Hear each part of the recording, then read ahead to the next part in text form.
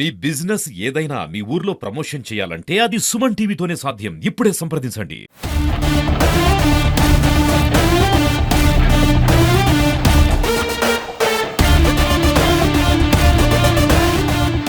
Welcome to Suman TV. నేను మీ మునీర్. జాతీయ రహదారి అయినటువంటి ఎన్హెచ్ మనం ఉన్నాము. ఈ రహదారి మీద ఒక లారీ తీవ్రంగా తాగి ఒక లారీ డ్రైవర్ అయితే ప్రయాణం చేస్తున్నారు. ప్రస్తుతం ఎన్హెచ్ హైవే మీద ఒక లారీ దాదాపు తాగి ఒక లారీని అయితే నడుపుతున్నారు. కానీ దాదాపు 10 కిలోమీటర్ల పైచీలు ఇలాగే ర్యాష్ డ్రైవింగ్ చేసుకోవచ్చు. అనేక ప్రమాదాలు చోటు చూసుకున్నాయి. కానీ ఆ యొక్క అవతలి వ్యక్తులు జాగ్రత్తగా ఉన్నారు కాబట్టి ఇలా జరగలేదని చెప్తున్నారు. అక్కడ లారీ డ్రైవర్ కూడా తాగారు. ఆ లారీ డ్రైవర్ సంబంధించిన విజువల్స్ మీకు చూపించే ప్రయత్నం చేస్తాను. అక్కడ లారీ దగ్గరికి వెళ్దామని. ఇదే లారీ ప్రస్తుతము ఈ నేషనల్ హైవే మీద ప్రస్తుతం ఉన్నాము. ఆదోని సమీపంలోని బైపాస్ రోడ్ ఇది. కొత్తగా బైపాస్ నిర్మాణం అయితే చేపట్టారు. మొన్ననే ఈ రోడ్డు మీద ఒక ప్రమాదం జరిగింది. ఇలా నిత్యం ప్రమాదాలు జరుగుతూనే ఉన్నాయి. ఈ లారీ డ్రైవర్ కండిషన్ ఎలా ఉంది, ఏ స్టేజ్ లో ఉన్నారనే విషయాలు మీకు చూపించే ప్రయత్నం చేస్తాను. అక్కడికి వెళ్దాం. లారీ డ్రైవర్ ఉన్నారు. ఈయనే తాగి చేస్తాడు. కాసే గుజరాత్ డ్రంక్ అండ్ డ్రైవ్ కరా నై కరా? नहीं करा। ఫేస్ కనబడుతుంది తాగినట్టు. తాగలేదు నువ్వు? किया किया पिया कितना पिया तो? एक ही एक क्वार्टर पिया, 2 क्वार्टर पिया और फुल बॉटल पिया? एक क्वार्टर पिया. ये पीने को गाड़ी ड्राइव नहीं करना. कई को कराया तो?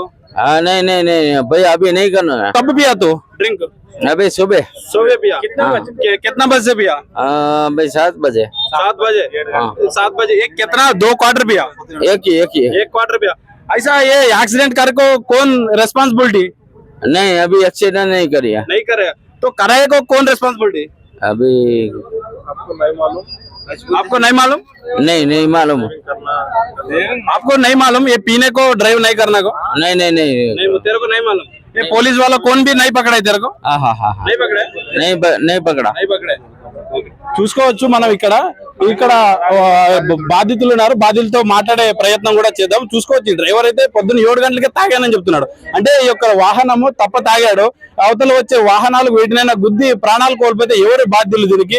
ఇదే మొదటగా నిర్లక్ష్యం అని చెప్పుకోవాలి. పోలీసు వారు కూడా వచ్చారు ఇప్పుడే. ఈ యొక్క వాహనదారునికి సంబంధించి మాట్లాడి ఈ యొక్క వాహనాన్ని అయితే పోలీస్ స్టేషన్ తీసుకెళ్లడానికి ప్రయత్నం చేస్తున్నారు. చూసుకోవచ్చు పోలీసులు కూడా ప్రస్తుతం మనం ఉన్నారు. ఈ యొక్క తాగినటువంటి డ్రైవర్ అయితే పోలీస్ స్టేషన్ కు తీసుకెళ్లే ప్రయత్నం కూడా చేస్తున్నారు. చూసుకోవచ్చు మన దగ్గర ఈ యొక్క డ్రైవర్ ను వెహికల్ మీద పోలీసులు అయితే స్టేషన్ కు తీసుకెళ్లే ప్రయత్నం అయితే చేస్తున్నారు. చూసుకోవచ్చు ఇక్కడ ప్రధానంగా యాక్సిడెంట్లకు ప్రధాన కారణం డ్రైవర్లనే చెప్పుకోవాలి. ఇక్కడ తాగి ఈ వాహనాలను నడపడమే ప్రధాన కారణమని చెప్పుకోవాలి.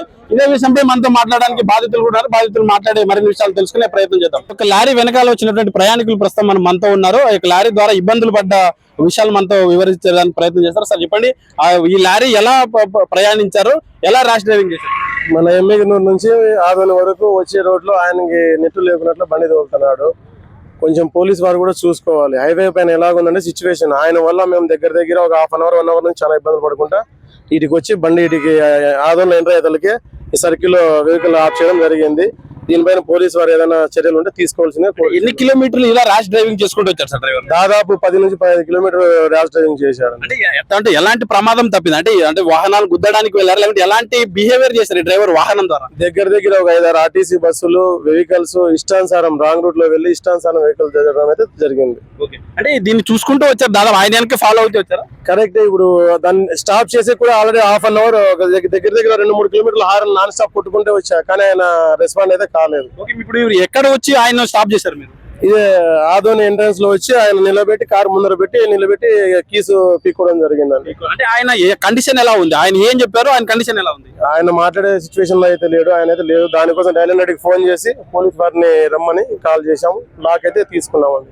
అంటే ఒకవేళ మీరు ఆపుకుని నిల్చోబెట్టకపోయింటే అలాగే ముందుకు వెళ్ళి ఏదైనా ప్రమాదం జరిగే ప్రమాదం ఉంది? ఖచ్చితంగా ప్రమాదం కాదండి. ఆల్రెడీ 2-3 చోట్ల మిస్ అయింది. ఇది ఖచ్చితంగా ప్రమాదం జరిగి అందులో ప్రాణ నష్టం అయితే ఖచ్చితంగా జరుగుతుంది.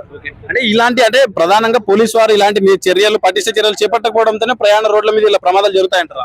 చూడాలి, ప్రతి ఒక్కరు చూసుకోవాలి కదా సార్. పోలీస్ వారనే కాదు, పోలీస్ వారు చూడాలి, మన సాధారణ ప్రజలు మనం కూడా చూడాలి. నా బాధ్యతగా నేను వచ్చి సర్కిల్ వచ్చి వెహికల్ నిలబెట్టి కీస్ లాక్కోవడం అయితే జరిగింది. అది నా బాధ్యత అండి.